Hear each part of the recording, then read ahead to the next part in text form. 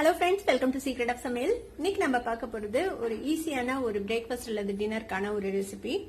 Side டிஷ்லாம் இல்லாம சிம்பிளா எப்படி ஒரு ஈஸியான ஒரு டின்னர் செய்யலாம் அப்படின்னு தான் பார்க்க போறோம். பார்க்கும்போதே தெரியும் உங்களுக்கு எவ்வளவு சூப்பரா இருக்குது, பார்க்கும்போதே சாப்பிடலாம் போல இருக்குதுல்ல. டேஸ்டும் இது அதே மாதிரி சூப்பரா இருக்கும். இது உள்ள எப்படி இருக்குது அப்படின்னு நம்ம பார்ப்போம். உள்ள வந்துட்டு செம ஜூசியா சாஃப்டா சூப்பரா இருக்கும் சாப்பிட்றதுக்கு. நிறைய நம்ம வெஜிடபிள்ஸ் ஆட் பண்ணிருக்கோம், அது ஹெல்தியும். வீடியோக்குள்ள போறதுக்கு முன்னாடி நீங்க என்னோட சேனலுக்கு இப்பதான் முதல் முறையா வரீங்கன்னா வீடியோ கீழே இருக்கிற சப்ஸ்கிரைப் பட்டனை மறக்காம பிரஸ் பண்ணிக்கோங்க. பக்கத்துல இருக்க நோட்டிபிகேஷன் பெல்லையும் மறக்காம கிளிக் பண்ணிக்கோங்க. அப்பதான் ஃபியூச்சர் நோட்டிபிகேஷன்ஸ் உங்களுக்கு உடனே வந்து சேரும். சரி, வாங்க டிலே பண்ணாம இந்த சூப்பரான ஒரு டின்னர் ரெசிபி எப்படி செய்யலாம்னு பார்க்கலாம். ஒரு மிக்சிங் பவுல் எடுத்துக்கோங்க. இதுல வந்துட்டு நம்ம 1 கப் அளவுக்கு சூஜி ரவை அது சேர்த்திக்கலாம்.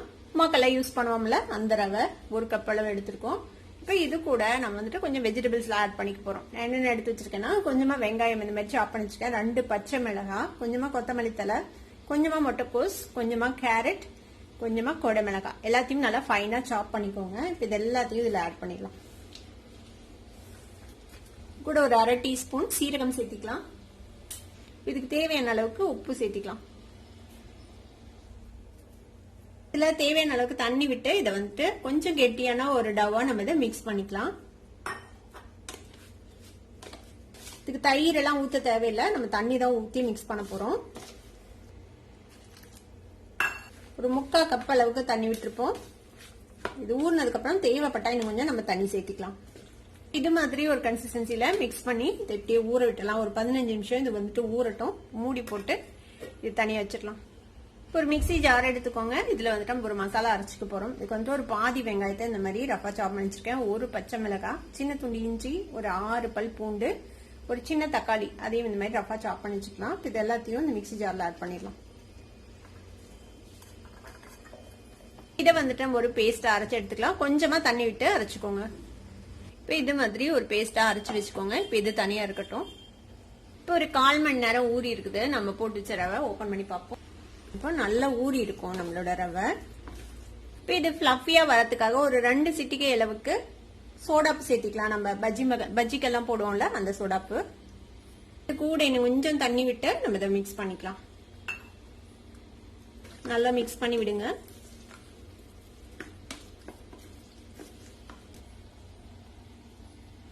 இப்போ இந்த மாதிரி ஒரு கன்சிஸ்டன்சில இதை வந்துட்டு ரெடி பண்ணி வச்சுக்கலாம். ஒரு பணியாரக்கல் அடுப்புல வச்சிருக்கேன். இதுல வந்து கொஞ்சமா எண்ணெய் விட்டுக்கலாம். இதுக்கு அதிகமா எண்ணெய் தேவைப்படாது, கொஞ்சமா எண்ணெய் விட்டுக்கோங்க.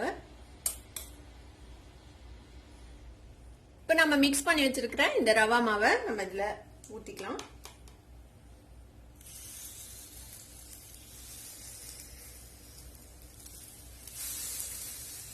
மேலையும் லைட்டா எண்ணெய் விட்டுக்கோங்க. இதை மூடி போட்டு நம்ம ஒரு 2 நிமிஷம் லோ ஃபிளேம்ல வேக விடலாம். 2 நிமிஷம் ஆச்சு, நம்ம ஓபன் பண்ணி பார்ப்போம். பாருங்க, ஓரளவு குக் ஆயிடுச்சு ஒரு சைடு. இப்போ நம்ம இதை டர்ன் பண்ணி போடலாம்.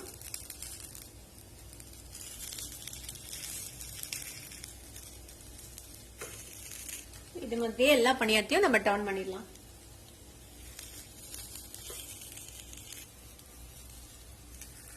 எல்லாத்தையும் திருப்பி போட்டாச்சு. இப்போ அந்த சைடும் வந்துட்டு நல்லா வேகட்டும், அது வரைக்கும் வெயிட் பண்ணலாம்.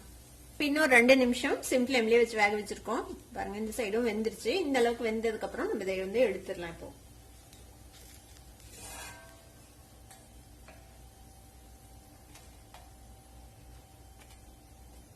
இது மாதிரியே மீதி இருக்கிற மாவுலையும் நம்ம பணியாரம் சுட்டு எடுத்து வச்சுக்கலாம். ஒரு வடிச்சட்டி அடுப்புல வச்சிருக்கேன். இதுல வந்து கொஞ்சமா எண்ணெய் விட்டுக்கலாம். ஒரு 2 டீஸ்பூன் அளவுக்கு எண்ணெய் விட்டுக்கோங்க. எண்ணெய் சூடானதும் கொஞ்சமா கடுகு சேர்த்திக்கலாம். கொஞ்சமா உளுத்தம்பருப்பு, ஒரு 1/4 டீஸ்பூன் சீரகம் சேர்த்திக்கோங்க. கொஞ்சமா கருவேப்பிலை சேர்த்திக்கலாம். இது கூட நம்ம அரைச்சு வச்சிருக்கிற இந்த விழுதை சேர்த்திக்கலாம். மிக்சி ஜார்லயே கொஞ்சமா தண்ணி சேர்த்து அதையும் சேர்த்திக்கலாம். அதுல தக்காளி எல்லாம் வந்துட்டு பச்சையா அரைச்சிருக்கிறோம், அதனால பச்சை வாசனை போக அது நல்லா வதங்கணும். மசாலாக்கு தேவையான அளவுக்கு உப்பு சேர்த்திக்கலாம். இது கூடவே காஷ்மீர் சில்லி பவுடர் கொஞ்சமா சேர்த்திக்கலாம், ஒரு 1/2 டீஸ்பூன் அளவுக்கு. ஒரு நல்ல கலர் கொடுக்கும் அதுக்காக. ஒரு 1/2 டீஸ்பூன் அளவுக்கு டொமேட்டோ சாஸ் சேர்த்திக்கலாம். உங்களுக்கு கொஞ்சம் இனிப்பு டேஸ்ட் பிடிக்கும்னா சேர்த்திக்கோங்க, இல்லைன்னா ஸ்கிப் பண்ணிடலாம். கொஞ்சமா மஞ்சள் தூள் ஒரு பிஞ்ச் அளவுக்கு. இது நல்லா பச்சை வாசனை போக நல்லா வதங்கட்டும், அது வரைக்கும் இதை வந்துட்டு வேக வச்சுக்கலாம். தண்ணி சுண்டி கொஞ்சம் வதங்கட்டும். 2-3 நிமிஷம் நல்லா நம்ம வதக்கிருப்போம். பாத்தீங்கன்னா தெரியும், எண்ணெய் தெளிஞ்சிச்சு, நல்லா பச்சை வாசனை போயிடுச்சு. இதுல நம்ம ரெடி பண்ணி வச்சிருக்கிற இந்த ரவா பணியாரங்கள் இருக்குல்ல அதை போட்டுடலாம். நல்லா மிக்ஸ் பண்ணி விடுங்க. எல்லா பக்கமும் நல்லா கோட் ஆகுற மாதிரி. இது இப்படியே பணியாரமாவும் சர்வ் பண்ணலாம். ஏதாவது ஒரு சட்னியோட வச்சு இந்த மாதிரி பண்ணும்போது நம்ம தனியா சைட் டிஷ் எதுவும் செய்யணும்னு அவசியம் இல்லை. இப்படியே நம்ம பரட்டி வச்சிடலாம். இன்னும் நல்லா சாஃப்டாவும் இருக்கும். இது ஒரு 2 நிமிஷம் இந்த மாதிரி நல்லா பரட்டி விடுங்க. இந்த மசாலா வந்துட்டு நல்லா எல்லா பக்கமும் போட்டாகட்டும். 2 நிமிஷம் நல்லா வதக்கியாச்சு. இப்போ இதுக்கு மேல கொஞ்சமா கொத்தமல்லி தலையும் கொஞ்சமா தேங்காய் துருவலும் போட்டுடலாம். இதையும் போட்டு நல்லா மிக்ஸ் பண்ணி விடுங்க. அவ்வளவுதான், நம்மளோட சூப்பரான சிம்பிளான ஒரு ஈஸியான டின்னர் அல்லது பிரேக்ஃபாஸ்ட் இல்ல ஒரு ஸ்நாக் ரெடி ஆயிடுச்சு. அடுப்பு ஆஃப் பண்ணிட்டு இது சுட சுட சர்வ் பண்ணிட வேண்டியதுதான். நம்மளோட ஈஸியான ஒரு டின்னர் ரெசிபி ரவா வச்சு செஞ்சாச்சு. இது கண்டிப்பா செம டேஸ்டியா இருக்கும். ட்ரை பண்ணி பாருங்க. ட்ரை பண்ணி பார்த்துட்டு எப்படி இருந்தது அப்படின்னு கமெண்ட்ஸ்ல ஃபீட்பேக் கொடுங்க. இந்த வீடியோ உங்களுக்கு பிடிச்சிருந்ததுன்னா சப்ஸ்கிரைப் பண்ணுங்க. பக்கத்துல இருக்க பெல் ஐகானை கிளிக் பண்ணுங்க. அப்பதான் ஃபியூச்சர் நோட்டிபிகேஷன்ஸ் உங்களுக்கு உடனே வந்து சேரும். லைக் பண்ணுங்க, ஷேர் பண்ணுங்க. தேங்க்யூ ஃபார் வாட்சிங் வீடியோ வியூவர்ஸ். Bye bye.